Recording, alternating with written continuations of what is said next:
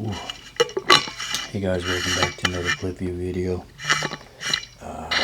This piece I put together for you guys should be quite interesting, so I hope you guys enjoy it.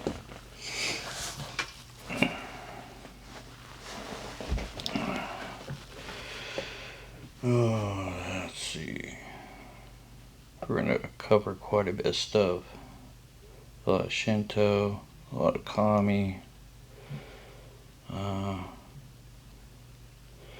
Be quite interesting indeed.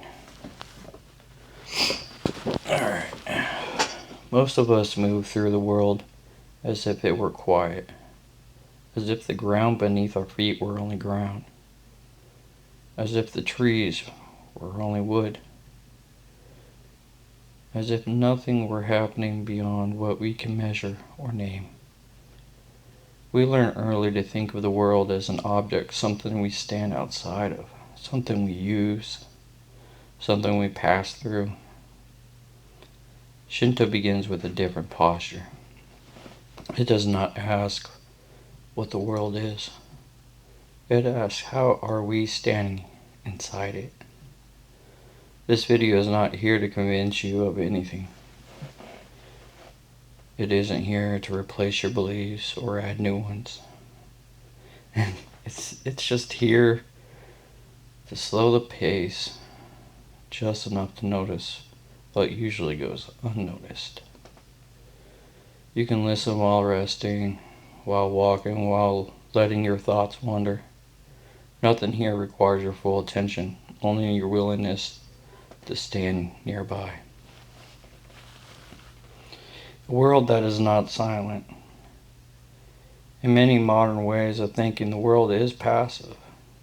It waits for us to act on it, to shape it, to extract from it, to explain it. Shinto quietly disagrees. It begins with the assumption that the world is already active, that rivers are doing something, that mountains are expressing something, that places hold memory, and in that humans are not observers, we are participants. Shinto is often called Japan's oldest religion, but that description is misleading. There is no founder, no holy book, no final authority. It is better understood as a way of relating. A set of practices that say how you enter a space matters, how you leave matters, how you care for what supports you matters. Shinto survived not because it demanded belief, but because it fit the shape of daily life. Kami explained gently. At the center of the Shinto is the idea of Kami. Kami are often translated as gods, but they are not gods in the way many people imagine. They are not distant, they are not normal judges, they do not demand perfection. Kami are present forces that gather around things that matter. A mountain may be Kami because it shapes the land and the weather, a river because it gives life and takes it away, a tree because it shelters, feeds, and outlives us. Even human-made things can hold Kami if they carry meaning, care, or memory. Henry David Thoreau once stepped away from society to live near a pond, not to escape life, but to meet it more directly. Shinto never asks you to leave the world. It asks you to meet it where you already are, in the kitchen, on the road, at work, in quiet moments you usually rush past. Over the next several chapters, we'll move slowly through ideas like attention, purity, nature, impermanence, gratitude, and return. There will be stories, there will be reflection, and there will be small practices not to improve you, but to ground you. These practices are optional though. They're just an invitation not instructions. You can take them seriously, lightly, or not at all. Refined call to action is natural and it's professional. If you find value in long-term reflections like this work meant to me to stay with you over time, subscribing to this ClipView channel simply lets you to know there's a room for this kind of quiet type of work. And if a thought lingers, you're welcome to leave it in the comments. Often those reflections become part of the next work, my next video. You don't need to prepare anything though, okay guys? Just notice where you are, the weight of your body, the sound around you. Alright. So Shinto begins here with a simple idea that the world is not a backdrop. It is a living place. And we are already inside it. So let's begin. Chapter 1. The world as a living place. Before there were cities or borders or calendars, there was simply land. Not land as property, not land as scenery, but land as presence. Something that held people, something that shaped how they lived, moved, and understood themselves. That's where Shinto begins. Not with gods, not with myths, but with place, seeing the world differently. In much of modern life, we move quickly through our surroundings. We name things so we can move past them. Tree, road, building, noise, Naming is useful, but it also creates distance. Shinto asks what happens if we pause before the label. Like I said in one of my videos, the space in between has power. Instead of tree, we notice movement. Instead of noise, we notice rhythm. Instead of asking what something is, we notice what it does. Kami as presence, not belief. This is where the idea of Kami quietly enters. Kami are not inventions meant to explain the world. They are recognitions. When something has influence, when it shapes life, memory, or feeling, it gathers presence. That presence is called Kami. A river that feeds crops, a mountain that blocks storms, a place where something important happened. None of these need belief to exist. They only need attention. A subtle shift, that's very important. Notice how different this is from asking whether something is true. Shinto is not interested in truth as argument. It is interested in truth as relationship. How do you stand near something that matters? How do you enter its space? How do you leave it unchanged or perhaps slightly better?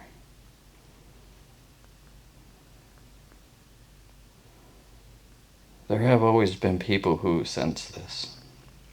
People who stepped away from crowds not to reject society, but to hear something quieter underneath it. That's what I was talking about in my YouTube video about those that prefer to be alone. Something quieter underneath it. It sure is. They notice that when life slows down, the world doesn't disappear. It becomes more detailed, more responsive, more alive. So our first practice, let's try something simple. You don't need to change where you are. Just choose one thing near you. It could be a wall, a table, a tree outside, perhaps a sound. Instead of naming it, notice what it's doing. Is it holding weight? Reflecting light? Moving air? Stay with that observation for a few minutes. Allow ambient sounds to lead it. So about 2-3 minutes, right? There's nothing to conclude here. This isn't meditation, it's recognition, returning gently. Shinto does not separate the sacred from the ordinary. There are no special conditions required. What matters is how present you are. A mountain can be kami. So can the space where you are sitting right now. Why this matters? Well, when the world is treated as lifeless, it becomes easy to misuse. When it is treated as alive, though, even quietly alive, behavior changes naturally. Care replaces control.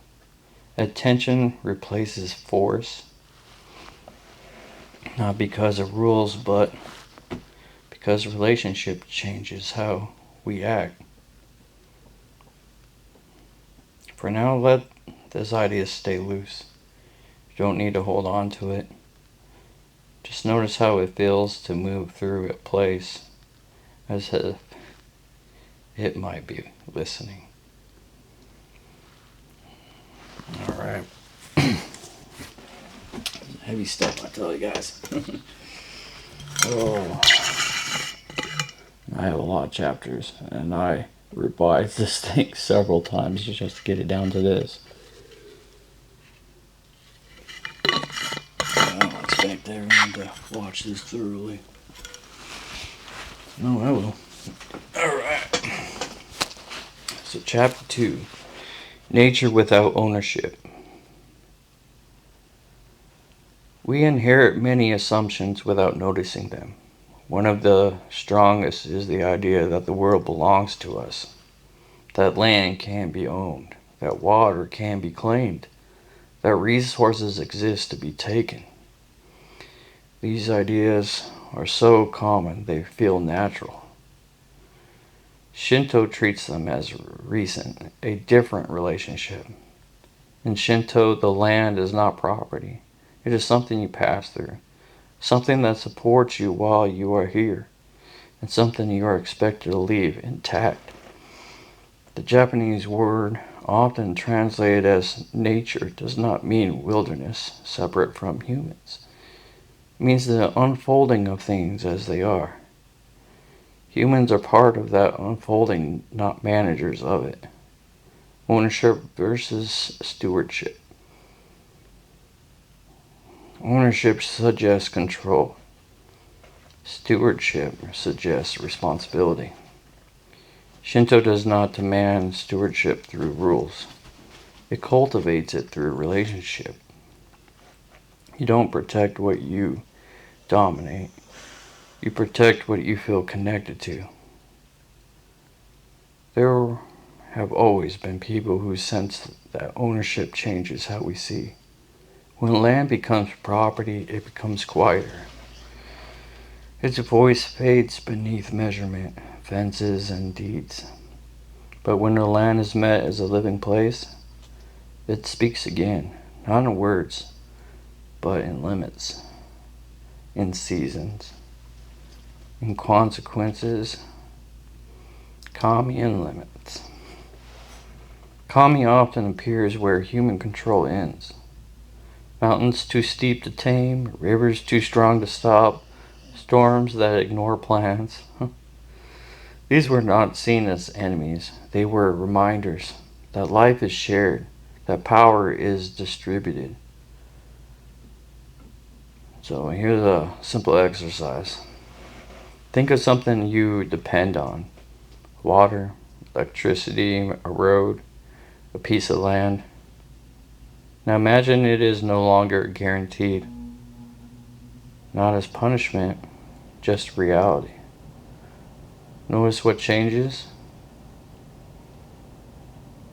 This isn't about fear. It's about gratitude without transaction. How this changes daily life. When you don't own what sustains you, you treat it differently. You enter gently. You leave carefully. You notice damage way sooner. Shinto shrines are often built not to dominate nature, but to mark a relationship with it. Those are the Totori gates I spoke of.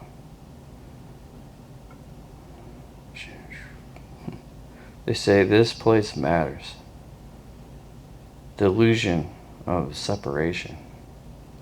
Modern life encourages the belief that we stand apart from consequences, that damage happens elsewhere, later, to someone else. Shinto quietly dissolves that illusion. If the world is alive, it responds, not with punishment, with balance. A quiet challenge. Imagine living as if nothing you rely on truly belongs to you. Not your home, not your tools, not even your time. Only your care, only your attention. This idea is not meant to burden you. It is meant to lighten you. Ownership requires defense. Relationship just requires presence. In the next chapter, we'll explore what happens when life is not divided into sin and virtue, but into harmony and disruption. For now, remain where you are and notice how the world supports you without asking permission.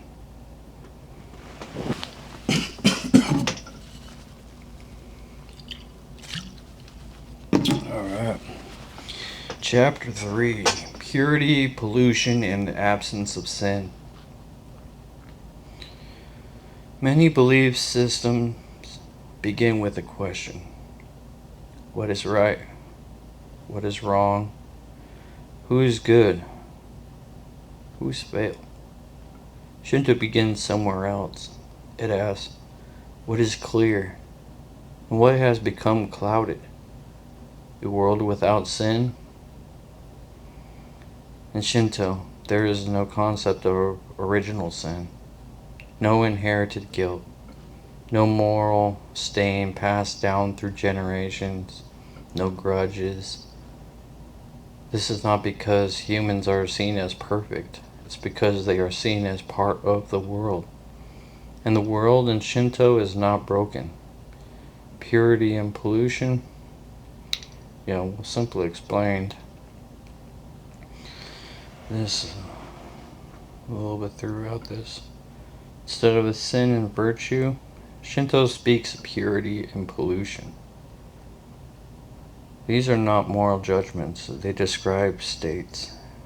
Purity is clarity, pollution is accumulation, fatigue, grief, anger, neglect, things that gather naturally through living. Why this matters deeply? Well, in many modern lives, people feel guilty without knowing why. They feel behind and suffocant, as if they've failed some invisible standard. Shinto would say, nothing is wrong with you. Something has simply gathered. Pollution is not a failure. Pollution is not caused by wrongdoing alone. It comes from childbirth, from death, from illness, from exhaustion, from being alive. And because it is natural, it is also removable.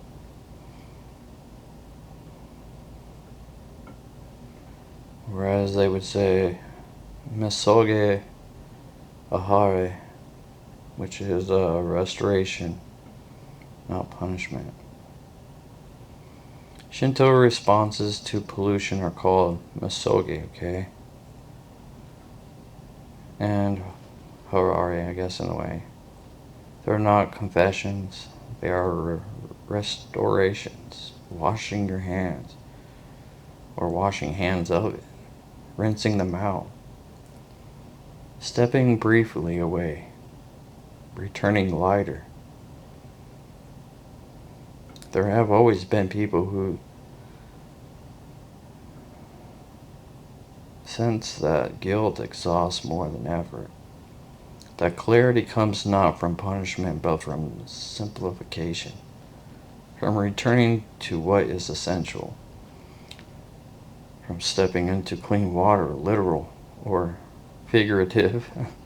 Third, gentle practice, right? So here's a practice we all can try. You can try it now or later. So think of something that has been weighing on you. Not something you did wrong. Something you've been carrying too long, okay? Imagine it not as a guilt, but as a residual. Dust on the body, mud on the hands. It's nothing permanent. If it helps, imagine rinsing. No judgment, no story. It's just clearing. An absence of moral surveillance into Shinto.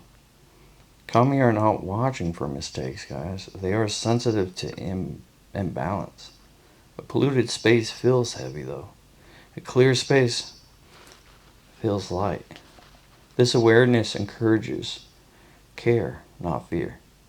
Daily life without constant judgment. Imagine moving through your days without constant self-evaluation. Without asking whether you are good enough. Instead of asking what needs clearing. Rest becomes meaningful. Apologies become lighter. Forgiveness becomes practical. A subtle but radical idea, huh? If nothing is fundamentally wrong with you, then improve does not require shame. Only attention. Only care. Only return.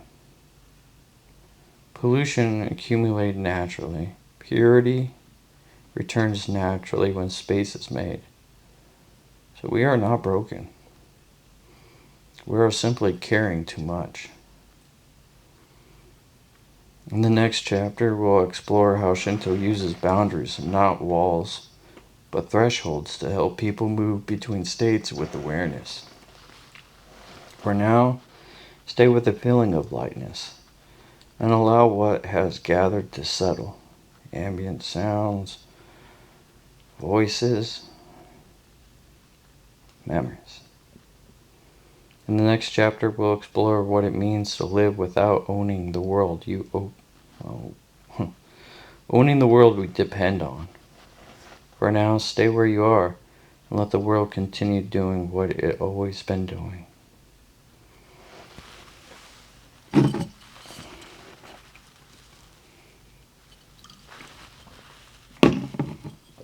why I got 3 of them. I knew it was going to be a long piece. Chapter 4. Thresholds, Gates, and the Power of Entering. Most of life happens between places. Between waking and working, between arriving and leaving, between one moment and the next. We pass through these transitions quickly, often without noticing. Shinto does not ignore these spaces. It honors them. The meaning of the gate in Shinto, there's a simple structure called a torii gate.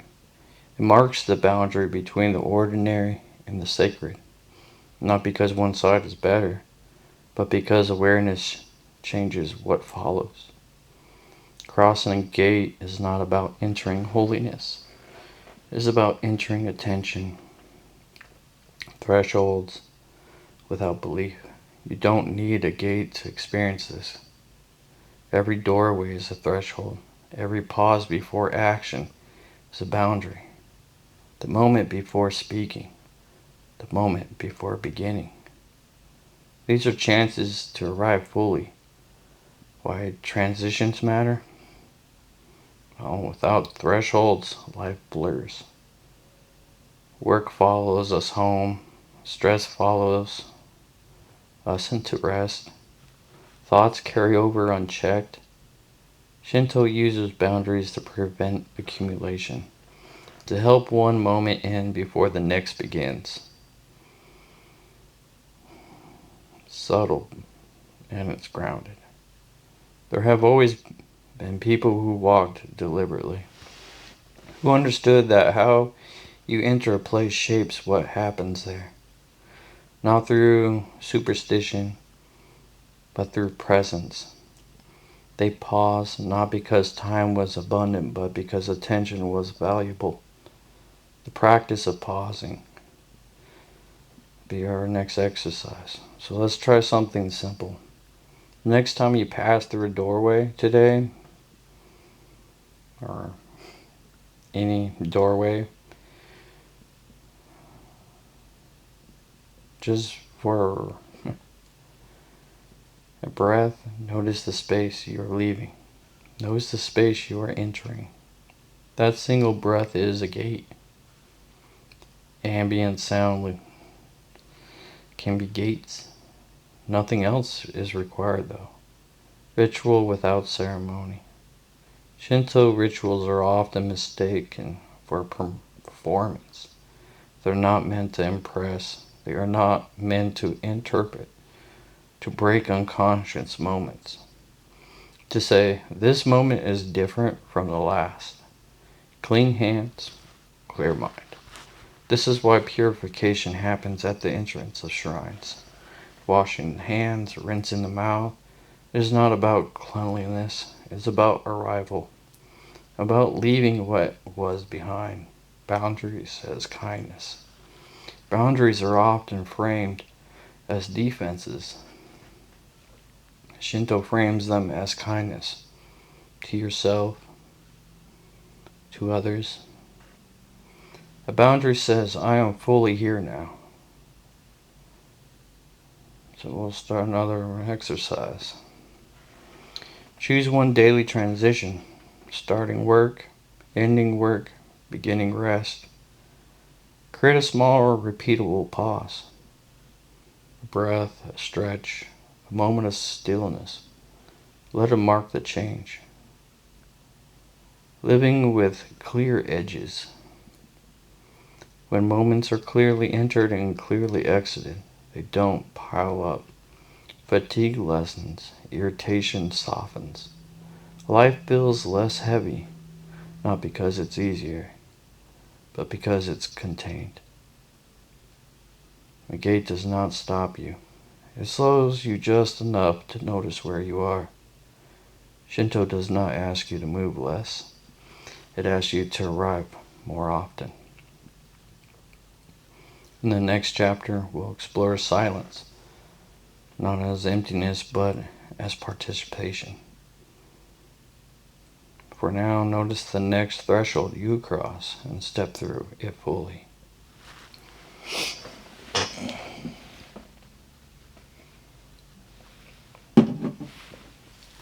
Chapter 5. Silence is not empty. Many people are uncomfortable with silence, not because silence is difficult, but because it feels unfamiliar. We're taught early that silence is a lack of something, a pause in conversation, a break in productivity, an absence to be filled. Shinto understands silence differently. Silence as presence. In Shinto, silence is not empty. It is active. It is attentive. It is the condition that allows things to appear. Sounds emerges from silence. Movement emerges from stillness. Meaning emerges when nothing is forcing it. The modern noise problem, without criticism. Not trying to criticize. Okay, so modern life is not loud by accident, okay? Noise keeps things moving. It prevents settling. It makes it harder to notice when something feels wrong or right. Shinto does not oppose sound. It simply makes room around it. There have always been people who sought quiet not to escape the world, but to hear it more clearly. They discover that when noise falls away, life doesn't disappear. It sharpens, details surface, thoughts slow to their natural pace. Silence as participation. In Shinto, silence is not passive. It is participant. It just is. You see, when you stop speaking, the world does not stop. Okay? It continues. And you become aware of it again. Wind moves, light shifts. Your own breath becomes noticeable.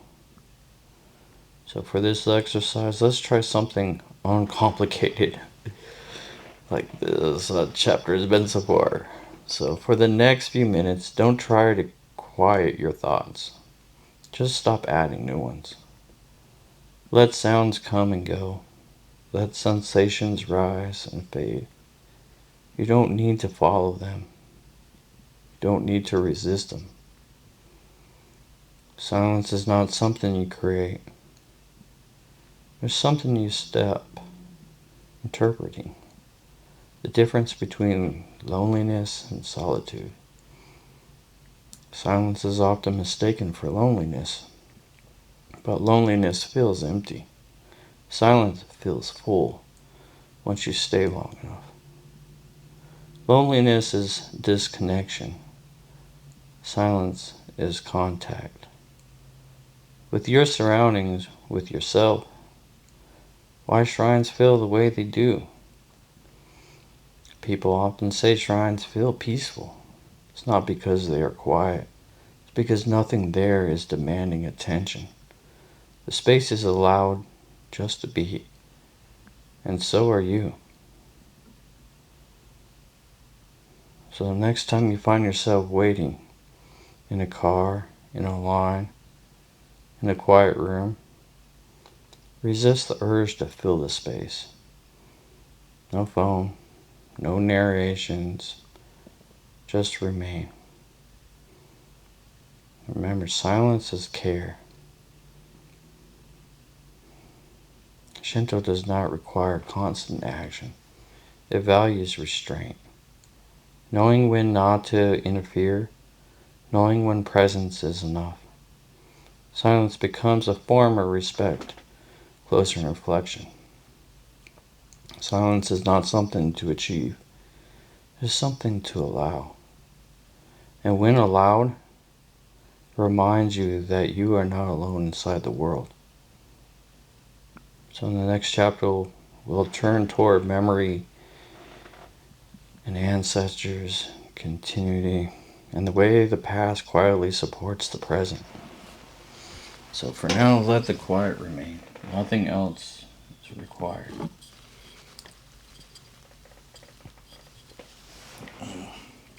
Well, it's gone.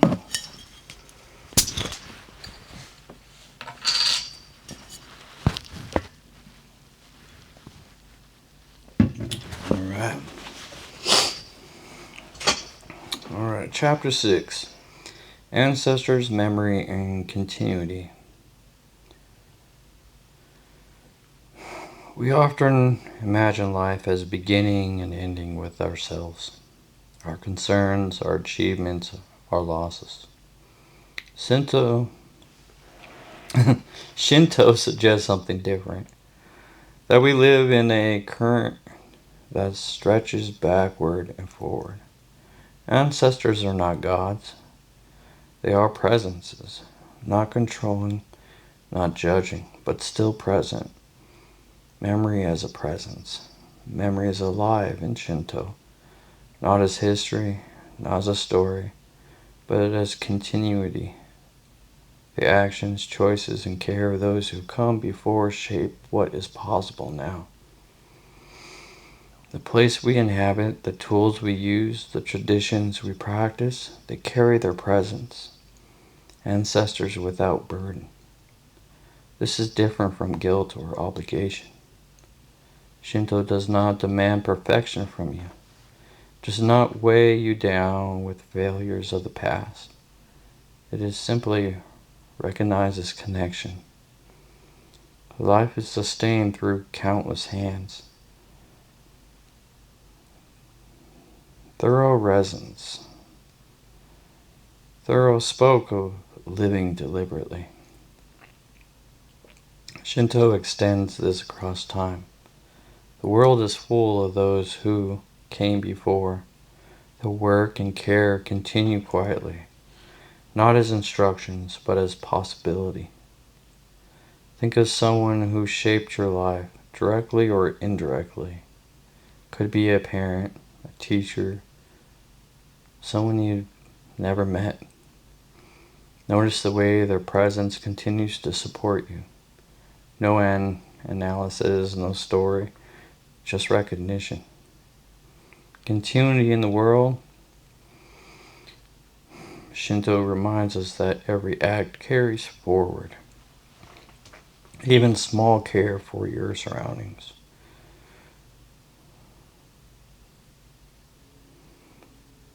As some they would call that karma. What comes around goes around. That's what that reminds me of. Even quiet attention, even leaving something as you found it. These gestures ripple. They connect you to the past. They influence the future. Ancestors in daily life. Many Shinto practices honor ancestors, not as worship, not as fear, but as attention.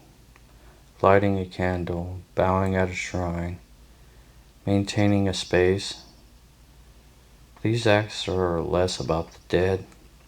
They're about being alive responsibly. I call this the gentle practice. Choose one small action that acknowledges continuity. Tend to something that others have created. A plant, a space, a tool. Notice the support embedded in it. Act with care, not performance, just presence. Time is web, not line. Most of us see time as linear. Birth to death, cause and effect, past and future, separate from now. Shinto suggests a web though. Moments intersect, okay? Actions echo, presence continues. You're not alone in living. You are not separate from those who came before. Closing reflections on this would be acknowledging that ancestors is not about memory alone. It's about alignment. Living in harmony with the flow of care and presence that surrounds us and surrounds you. In the next chapter, we will explore impermanence not as loss but as natural change and how to live lightly with it. For now, let the sense of continuity remain.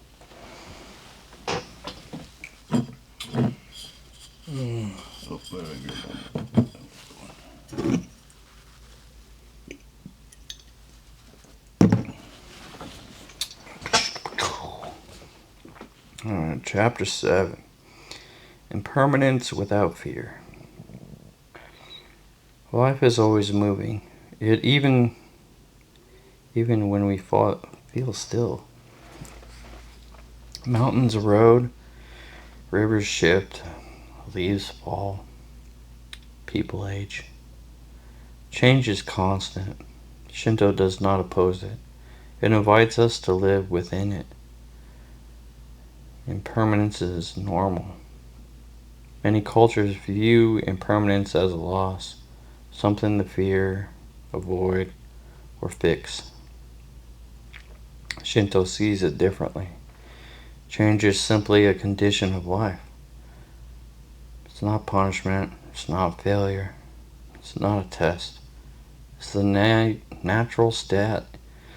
It is the natural state of things, okay? The beauty of transition. If I can transition my words out of my mouth better, yeah, that'd be better. Consider a river. It does not worry about flowing. Does not resist the rocks or the bends. It carries on, shaping and reshaping the land. Life in it, its impermanence, behaves in the same way. Impermanence and kami, well, kami are aware of impermanence. They are non-static, unchanging forces. They appear, move, and fade with the world. Respecting them involves accepting the flow, not holding too tightly, not trying to stop what naturally moves. So here's another practice. So think of something in your life that is changing. Could be a relationship, a habit, a place, or even a feeling. Notice the change without judgment. Observe it as part of the current. There's no need to fix it, and no need to cling. This practice is not resignation, it is alignment, impermanence, and emotional balance. Accepting change does not make us passive, it makes us attentive. When we notice what needs care now before it passes, we appreciate what exists, even as if it shifts. Life is lighter when you don't carry resistance. Lived intentionally to see life clearly. Shinto invites similar clarity, though. Not in avoidance of change, but in embracing it as part of being alive. So in this practice, choose a small daily change. A fading light, a leaf falling, a cup emptying. Pause and notice it fully. Let it remind you that change is natural. Let it remind you that you are part of it. Impermanence and care. Knowing that everything changes encourages care. Care is not controlling, it is attentiveness. It is presence. It is the willingness to meet what exists now, knowing it will not last forever. Impermanence is not a threat, it is a rhythm. A river carrying you, whether you resist or float. In the next chapter, we'll explore the unknown, uncertainty, and darkness. Not as something to fear, guys, okay? But as fertile ground for awareness. For now, notice change around you and within you.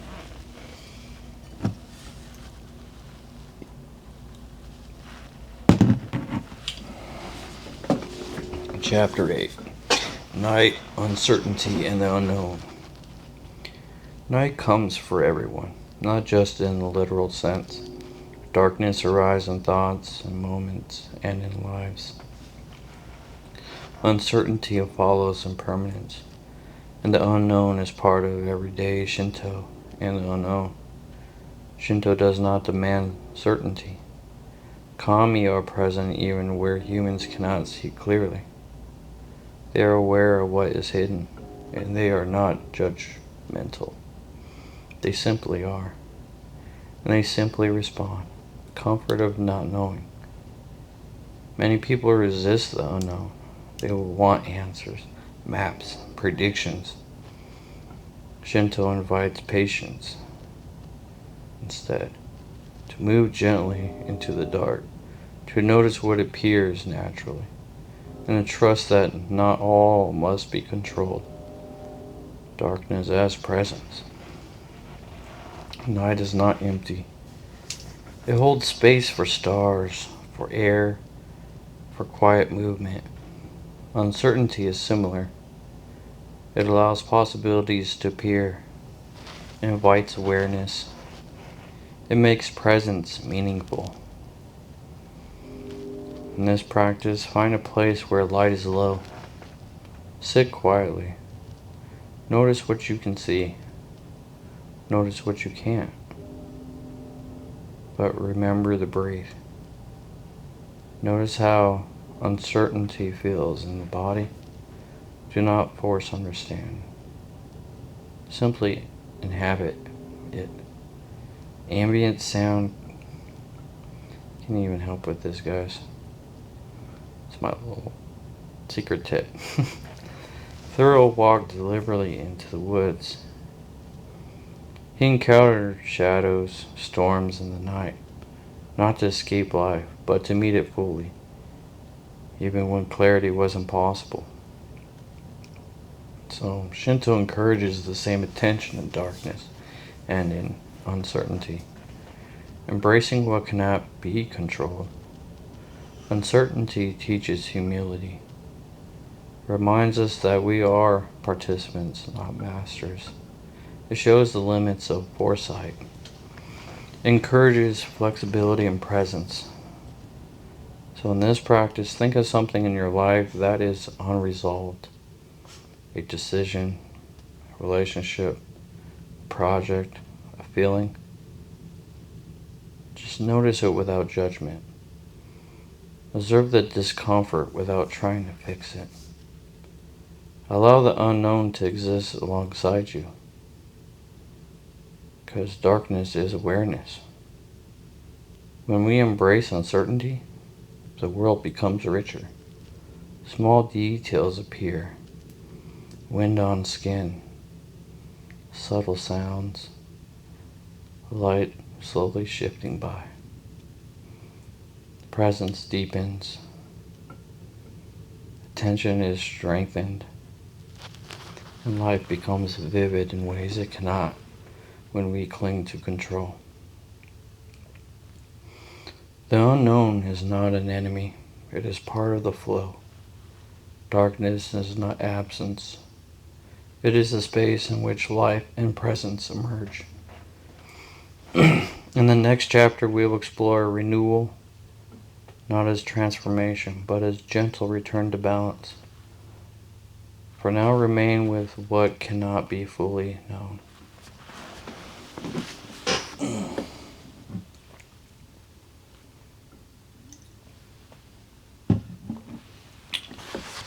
Oh, that was a deep one too. Chapter 9. Renewal without reinvention. Renewal does not demand reinvention, okay? It does not ask you to erase the past. It is not a revolution. We do not need another revolution. It is a quiet return. A gentle re-entry into balance, the natural rhythm of renewal. Life carries cycles, night returns to day, rain nourishes soil, leaves fall and new ones appear. Shinto observes these rhythms as asks, how can we move with them rather than against them? Small actions, large effects. Renewal begins with attention, a clear breath, a mindful step, a space returned to order, a thought acknowledged and released. These simple gestures echo in life. They allow energy to flow without forcing change. So in this practice, I should take a breath and take a moment and notice one small way to restore balance today. So, it could be cleaning a corner of your room, organizing workspace, sitting quietly in the sun. Oh, I like doing that. Notice how this small act feels. It is not trivial. It contributes to renewal.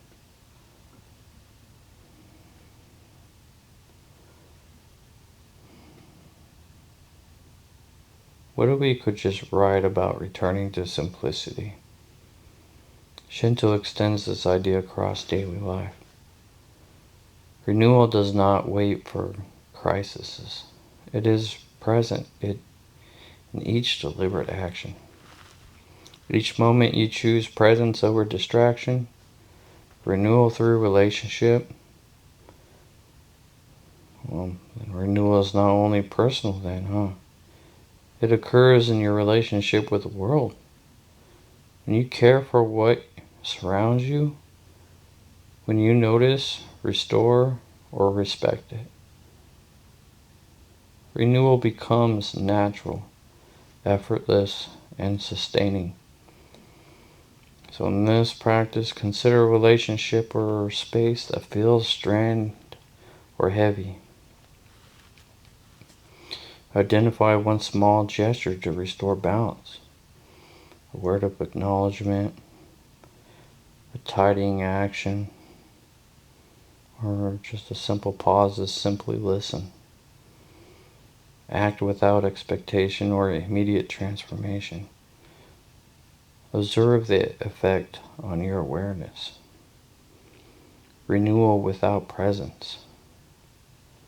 Shinto reminds us that life recovers if we stop obstructing it. There is no urgent timeline, no failure if progress is slow. Care, attention, and presence naturally lead to restoration. Renewal is not a project, okay? It is the quiet rhythm of life, meeting life. I'll repeat that again. It is the quiet rhythm of life, meeting life. So for now, let's just allow ourselves to fully restored. It's just the small ways. Because the small things are big things.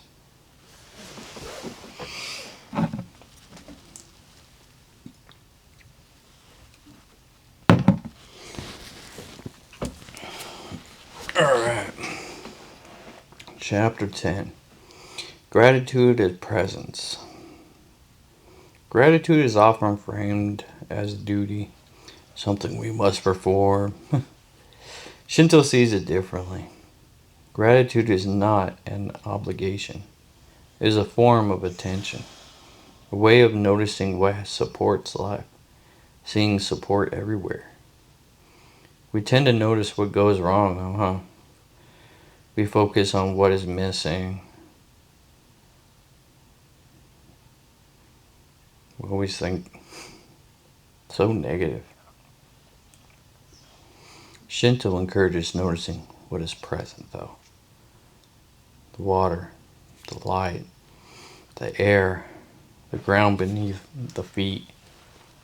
The presence of life itself is remarkable.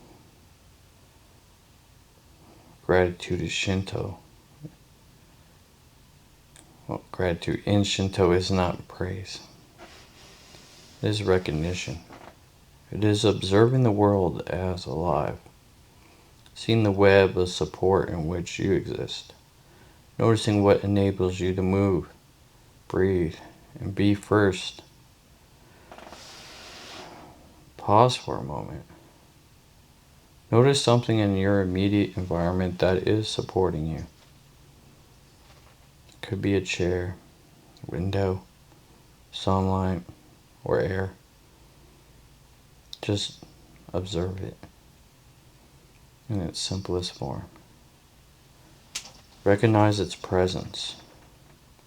No need to label it or think it aloud. Notice how attention alone feels. Gratitude in a relationship.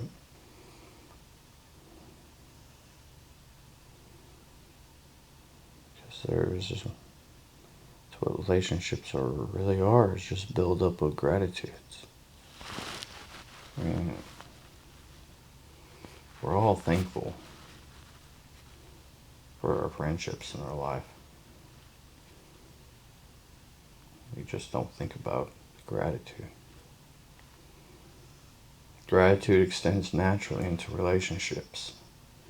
Gratitude slowly evolves into trust. Not as flattery, not as expectation, but as noticing the care, effort, or presence of others. It creates an unspoken connection, a quiet acknowledgement that life is shared. Appreciation for simple things. Shinto practices the same awareness. The sound of water, the shadow of a tree, the support of a path. Gratitude grows not from grand gestures, but from small, attentive acts. So in this exercise, think of one person, place, or presence that supports your life. Pause and notice them fully. No words are necessary. Simply recognize their contribution to your well-being. Let this acknowledgement settle in your awareness. Because gratitude should be without burdens. Shinto reminds us that gratitude is natural. It's not forced. It arises from noticing. It deepens in presence. It fosters care. It reminds us that life is never solitary. Gratitude is less about what we give. It's more about what we see. Recognizing support, connection, and presence naturally nourishes life. In the next chapter, we'll explore the idea of joy not as a demand, but as a subtle alignment with the world. For now, remain in awareness and what surrounds you and supports you.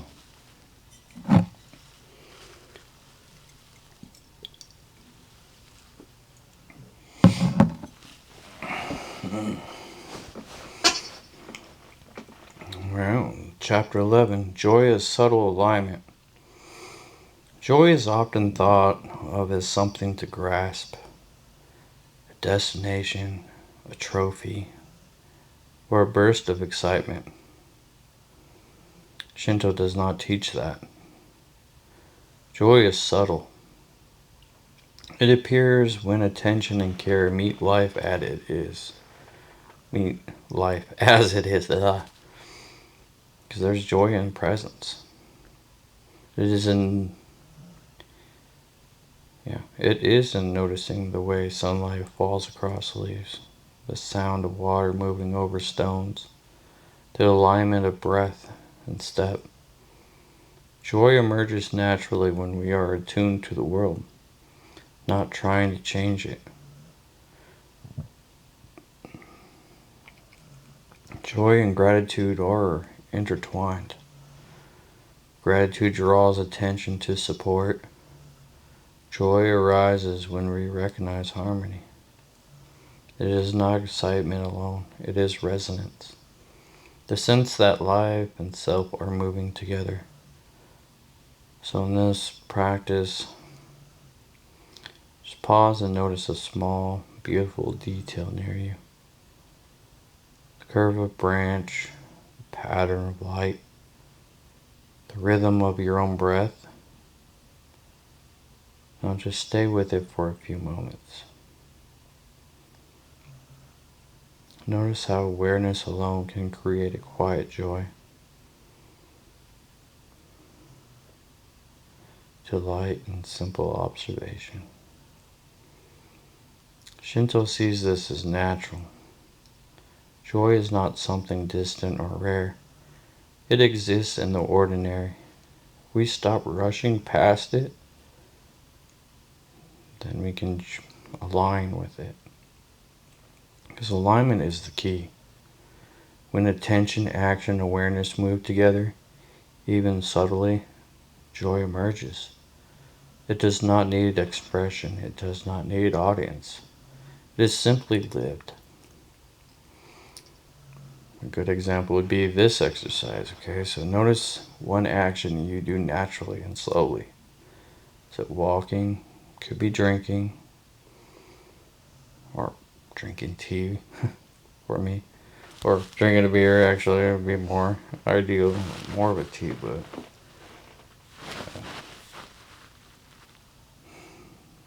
where was I? Go. Oh, here's a good one. How about breathing? That's something we do naturally and slowly, especially when we're sleeping. Do it with full attention, okay? So observe the harmony between movement and perception. Let joy arise quietly from alignment. Joy without pressure. There's always pressure. Shinto does not demand that you feel joy constantly. It does not punish sadness or frustration. It invites balance. It shows that joy exists naturally when presence is cultivated. Joy is less about getting, more about noticing. It is subtle, it is quiet, and it's abundant. In the next chapter, we'll explore compassion, not as a duty, but as natural resonance with the lives of others. Let you guys, for now, remain open to the subtle pleasures around you. As I take me a break.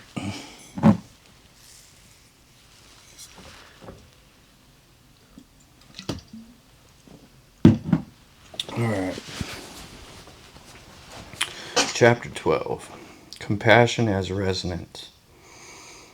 Compassion is often framed as doing something for someone else. Shinto says it's differently. Compassion begins with noticing. It's not obligation, it is resonance. It arises when attention to life extends beyond yourself. Like compassion, which is equal to awareness. When we notice life, joy, and support in our surroundings, our awareness naturally reaches out. A quiet gesture, simple as like a smile, a moment of care, being there for someone, whether sick, ill, a word of attention, simple as expressing feelings. Compassion grows without planning, without pressure. The simple effects of presence. Shinto extends this outward. You notice, you act, the world responds. This isn't heroic, it's natural. So think of someone close to you, or even a stranger you notice today. Observe them in your mind with full attention. No judgment, no expectation, just recognition. Consider one small act of care, no matter how minor. Compassion in daily life? Well, it's easy. Compassion does not require sacrifice. It requires attention. When you see someone struggling, small gestures ripple. A smile, a hand, or just simply listening. Shinto calls this natural reciprocity. Oh, I'm sorry. That's that word up. Reciprocity. I'll just spell it. RECIPROCITTY. Oh God, I can't still mess it up. Alright. Oh, sorry guys. That's what happens when you spent a long time writing this and then cram it all into this, and still ends up being 17 chapters.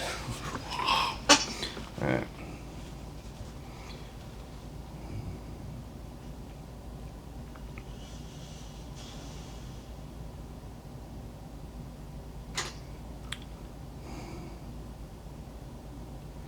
Notice your surroundings. Identify one element that benefits you silently. Someone's care, maybe? A clean space? A shared resources? Just settle. Yeah, it's literally just subtle stuff. Now extend subtle attention to gratitude toward it. Being thankful for it. Compassion includes people, animals, and the environment. compassion without burden? Well, Shinto reminds us that care is not exhaustion. Compassion does not demand perfection. It arises from alignment, attention, awareness, and presence. It can be gentle, it can be quiet, and sustained. Compassion is not something we force. It grows naturally when we live attentively. In the next chapter, we'll explore ritual without dogma. How Shinto practices guides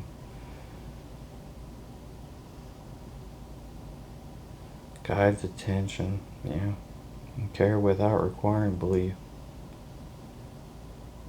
Take me another break, so for now, notice one way your attention can touch life today.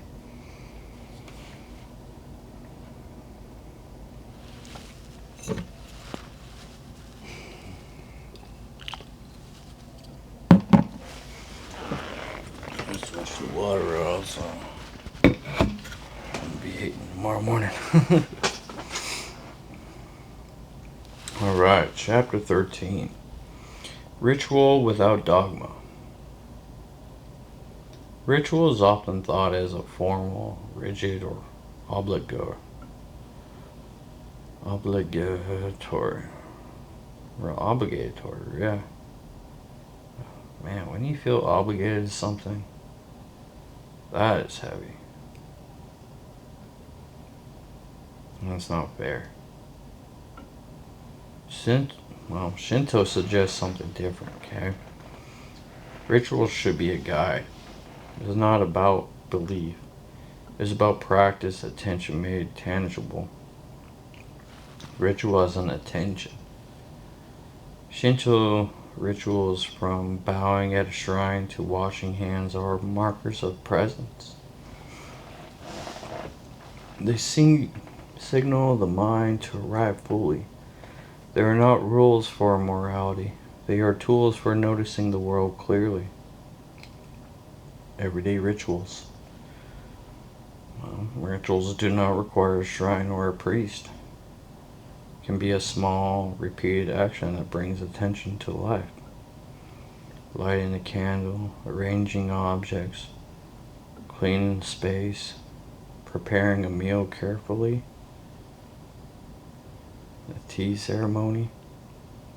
These are all rituals without dogma. In the simplest form, it's deliberate acts in daily life. Shinto extends this, showing how rituals can align attention with the flow of life. The ritual itself is the purpose. So in this practice, choose a small intentional act. It could be washing your hands, arranging a cup, or pausing at a doorway. Perform it slowly and mindfully. Notice how attention shifts. No need to label it or think of it as spiritual.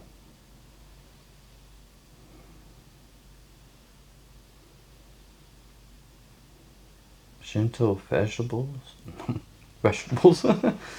Shinto festivals and seasonal ceremonies are larger rituals. That was a spelling error. I apologize for that. They mark transitions in life and nature. They are not obligations. They are invitations to notice time, place, and community. Even if you participate mainly, right? As awareness deepens, though. So yeah. You can just participate in a minimal way. Your awareness will deepen in that moment. You will notice a daily pattern you take for granted. Pause before starting it, okay? Perform it with intention. Attention to detail. Attention to intention. Observe subtle shifts in your perception and energy.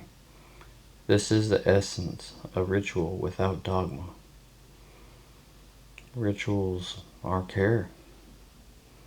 Ritual guides not because it commands, okay?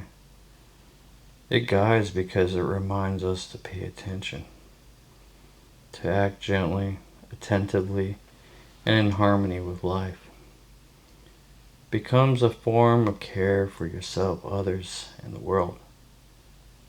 Ritual without dogma is a pathway, not a rule. It aligns the body, mind, the soul, and attention with the present moment. In this next chapter, we'll explore the seasons and the flow of time, showing how natural cycles guide awareness and presence. So, give me a drink of the water. While I'm doing that, you guys just, for now, notice of one simple act you can perform intentionally today, or tomorrow, tonight.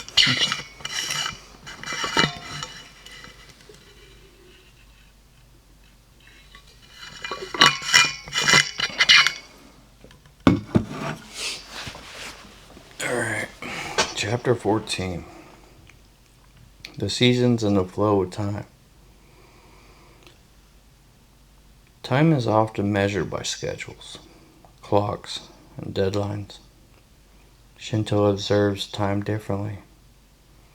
It watches the cycles of nature, the flow of seasons, the rhythm of day and night, the subtle shifts in weather. These natural cycles guide awareness without demanding anything. Each season brings unique lessons. For example, spring. Okay, well, for that would be like what? Growth, renewal, emergence. Summer, abundance, energy, vitality. Autumn, transition, harvest, letting go. Winter, rest, reflection, and quiet. Observing these rhythms aligns life with the world, naturally and gently. Thorough resonance, right? So thorough lived deliberately in the rhythms of the seasons. Thorough would be you, be me, your neighbor, be anybody, right? If it's that person lives it deliberately in the rhythms of the seasons. And pretty much Shinto practices this in daily life and ceremonial observations.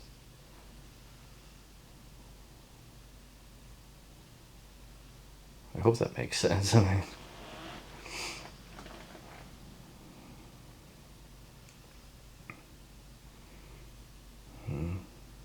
Maybe this will make sense then.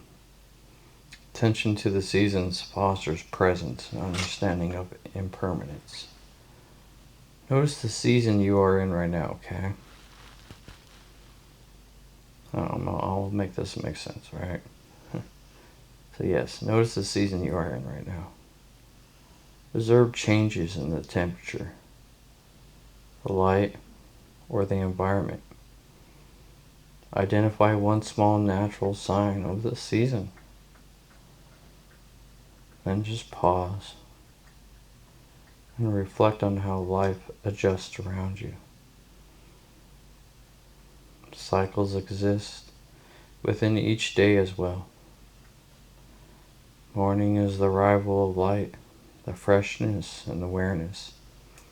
Midday, well, that's easy. That's activity, energy, and engagement. In the evening, it's winding down, reflection, letting go. And at night, it's all about rest, quiet, and absorption. Now, take a moment and compare the 4 seasons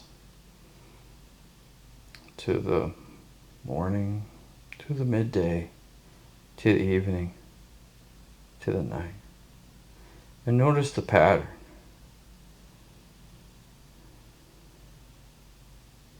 Spring, morning, arrival, its lightness, its freshness, its awareness. Midday, it's sun, that's summer. That's activities, that's energy, it's engagement. Fall, it's the evening, or evening is the fall, whichever way you want to look at it, right? Well, what do they have in common? Winding down, reflection, letting go. And then, least but not last, and the most important, winter and night, right? It's all about resetting, rest, quiet, absorption. See how they're similar?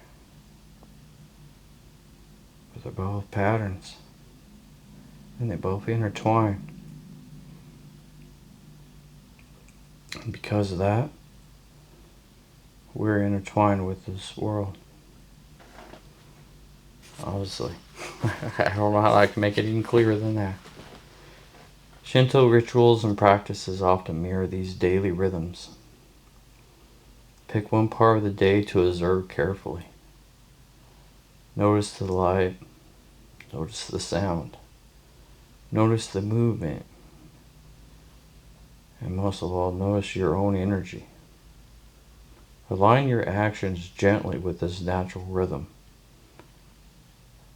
And you will see how even small attention to cycles can bring clarity and calmness. Flow and impermanence. The flow of time reminds us of impermanence. Nothing stays the same. Seasons shift, leaves fall, rivers change. By observing the cycles, we accept change naturally. We learn to live in harmony with what comes and goes. Awareness of time and cycles is a form of care. Care for the self, care for life, most of all, care for the natural world. The next chapter will explore the sacred elements, water, fire, mountains, and trees, and how attention to them deepens connection to life. So I'll give me another break here. Trying to give you guys breaks. So for now, notice one seasonal rhythm in your surroundings and simply inhabit it. Just inhabit it.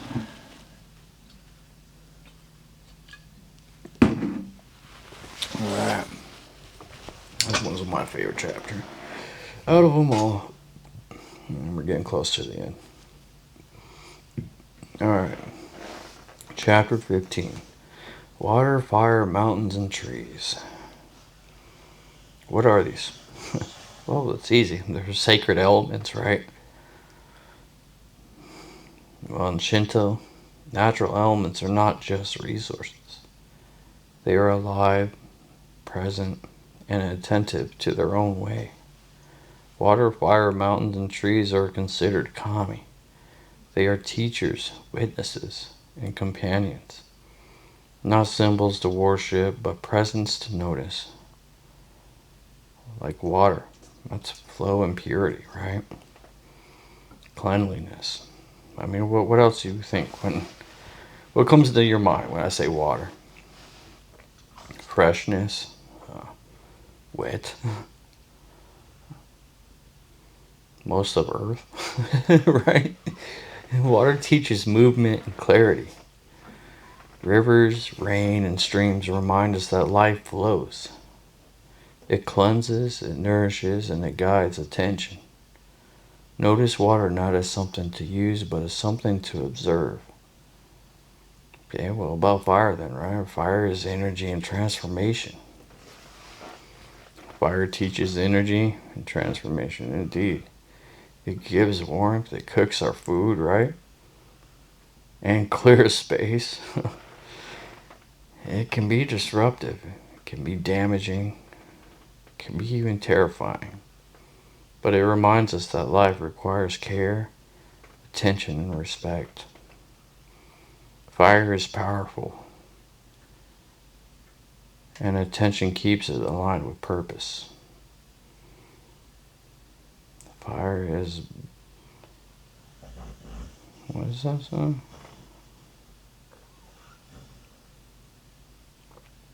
Fire can burn so hot that it burns when trying to look at it. Yeah, that's energy at its purest form right there. Okay, so what about mountains? Well, we move to the mountains next, right? Stability in its presence. That's what I think of when it comes to mountains. But it don't matter, because mountains teach endurance and stability.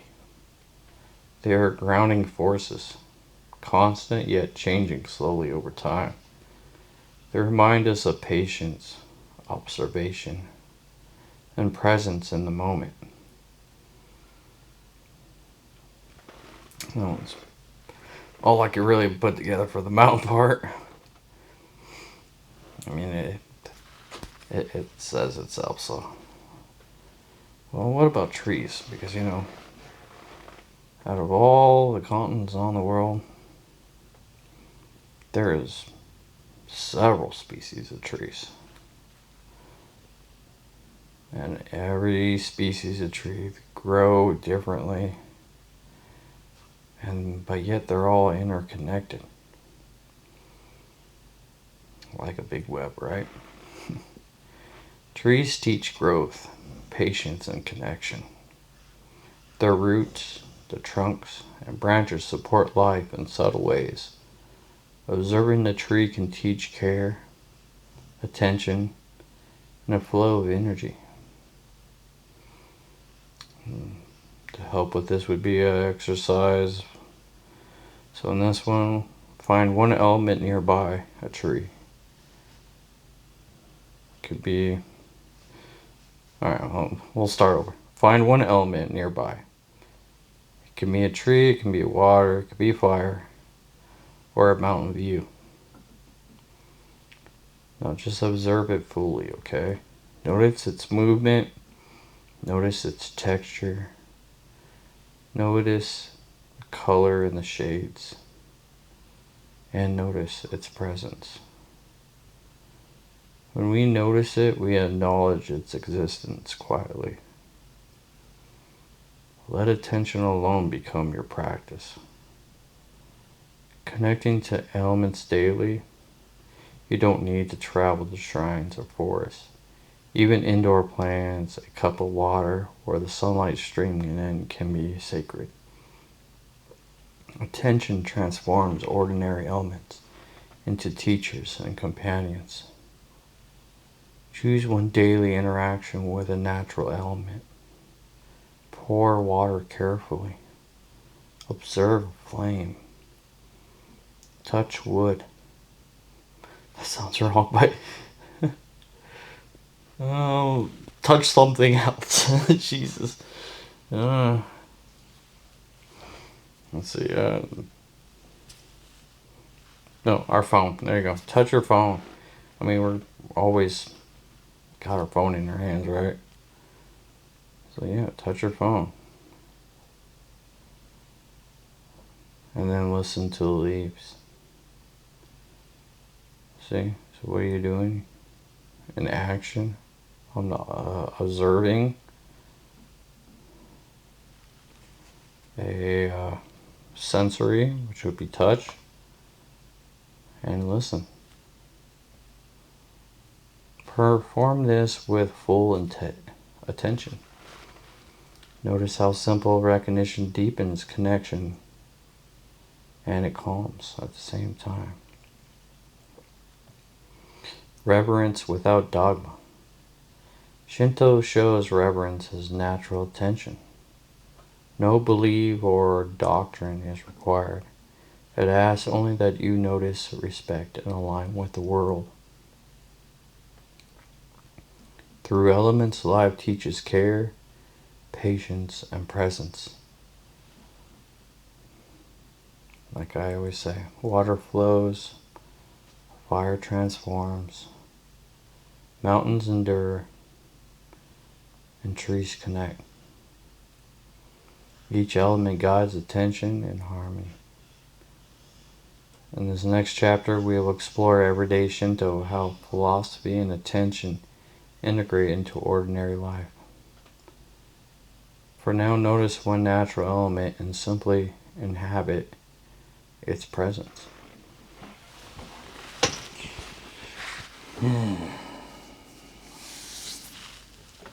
That's what I've been slowly trying to move my channel or add to my channel. It's more of this philosophy so we can practice in our daily lives, right? To practice it in our daily lives, we have to apply it first, right? So once you apply it, then you're practicing. Once you're practicing, then comes a rhythm, comes a pattern, comes a kami.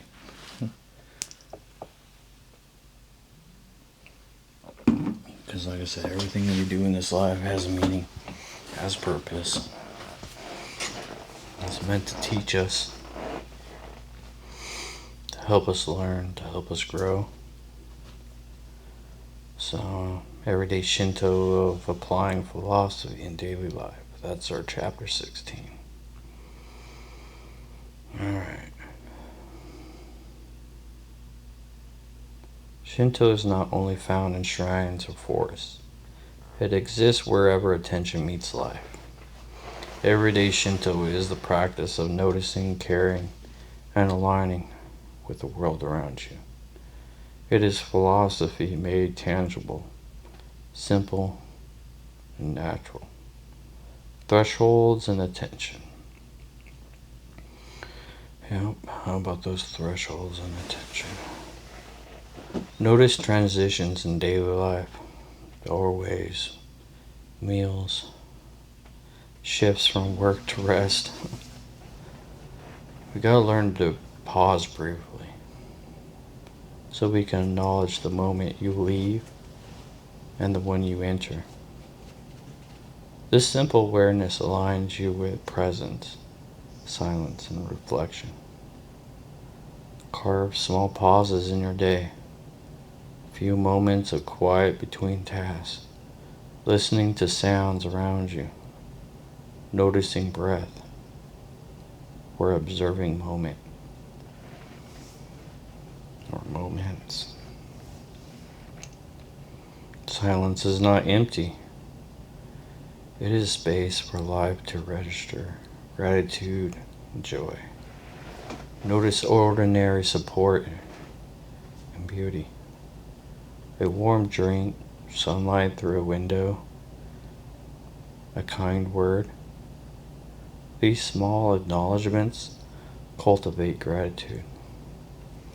And then joy arises naturally when attention and presence meet these moments. Compassion is daily routines. Actions need not be granted. Holding the door, for example, listening fully, noting someone's effort. Compassion grows in small, attentive gestures. These are the natural ripples of Shinto awareness of attention to elements. Water, fire, trees, and other elements are present in daily life. Tending a plant, pouring a drink, observing sunlight, these are everyday rituals. Notice, respect, and engage with them fully. So in this exercise, choose one daily routine. Making tea, for example, or cleaning, walking, or preparing a meal, or just meditating. Perform it slowly and mindfully. Notice every movement, every sound, every texture. Align attention and action.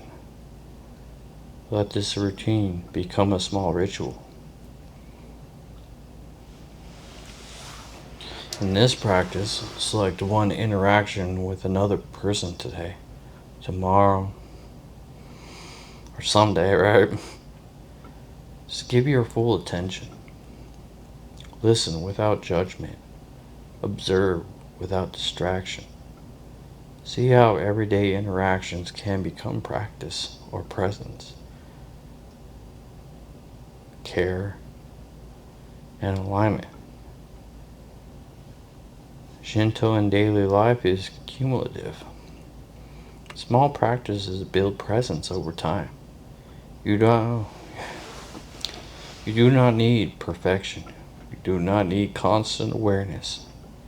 Attention grows naturally when repetition and care. Naturally with repetition and care, that's where attention grows. Everyday Shinto reminds us that philosophy is lived, not studied. It is practiced in small actions, quiet attentions, and care.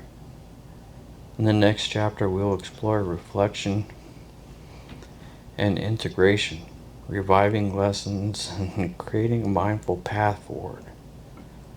For now, I'm going to give me another drink, but for you guys, just notice one everyday practice you can approach with full presence today.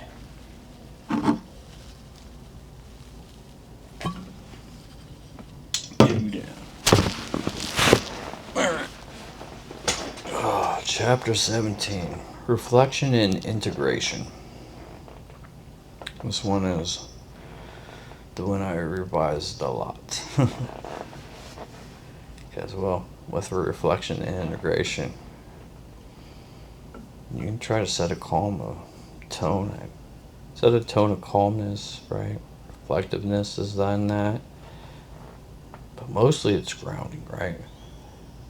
That's what reflection is. That's grounding yourself. That is, and it's integration.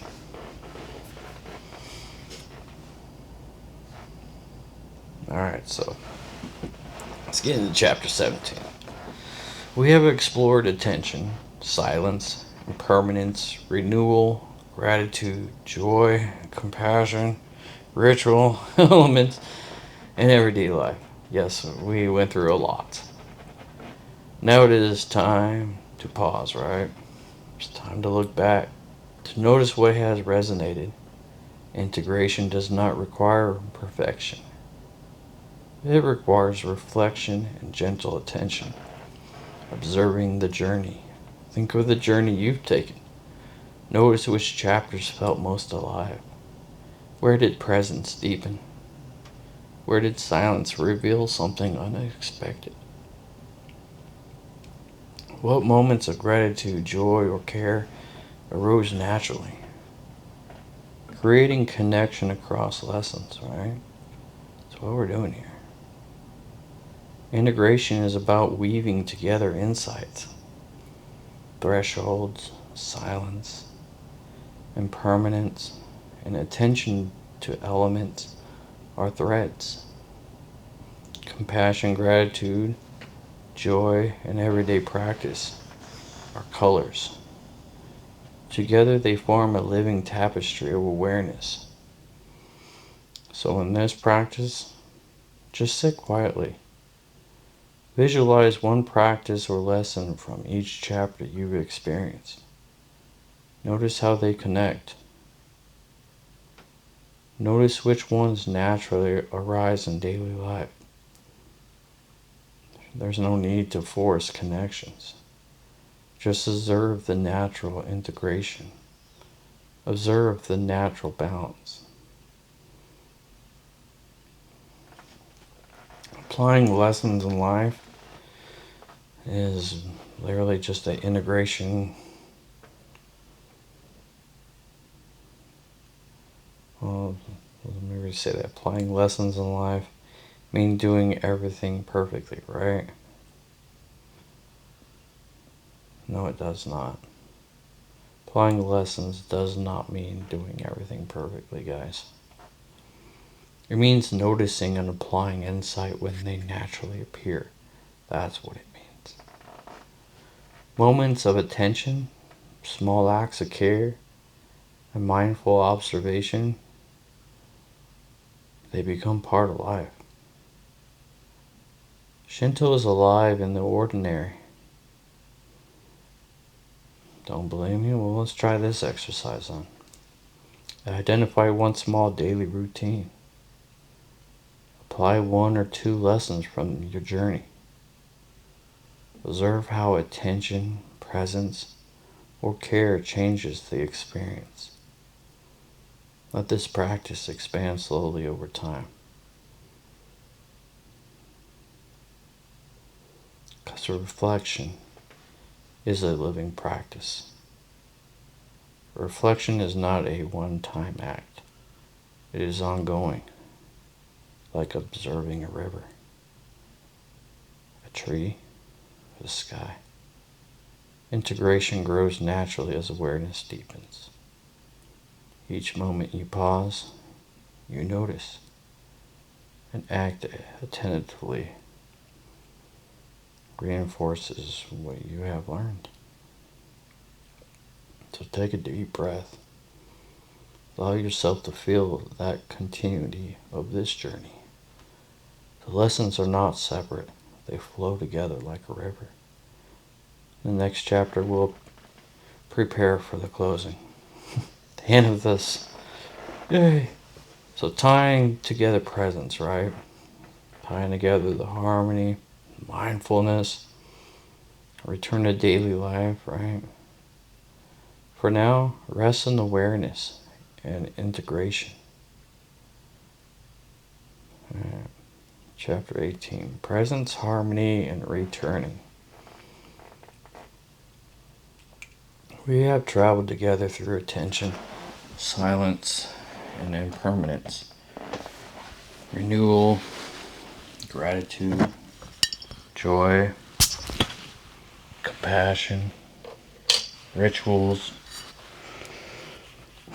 elements. What else? And everyday practices, right? Now it's time to return. Everyone's afraid of returning. So they think it's an ending. It's not an ending. But it's a gentle continuation, right? It's a cycle of life. A cycle of life is natural.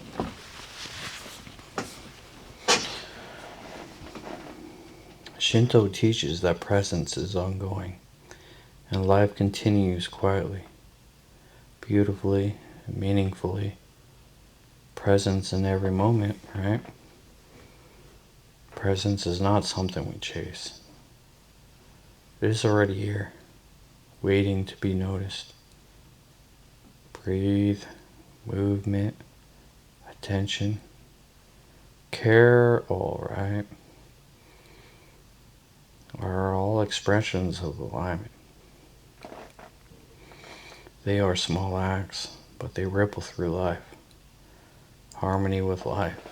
Well, life moves in cycles, in elements, and in rhythms. And aligning with them does not require mastery or perfection. It requires gentle observation, care, and attention. This is harmony in its simplest form. You help seeing this, maybe this exercise, okay? So for this one, close your eyes. Take several slow, deep breaths. Notice your body, your surroundings, and your thoughts. Allow yourself to inhabit this moment fully. Recognize that this presence is always available to you. Gratitude, joy, and compassion revisited, right? Sure indeed. Gratitude is seeing what supports life.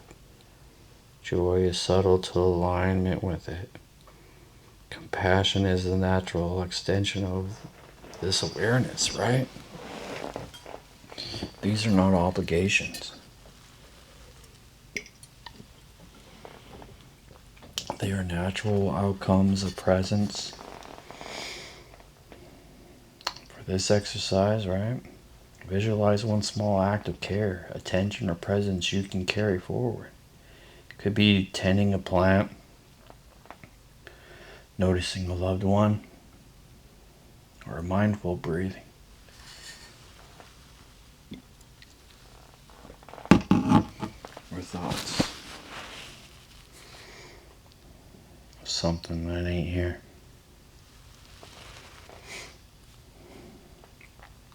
Be as simple as a memory or a thought.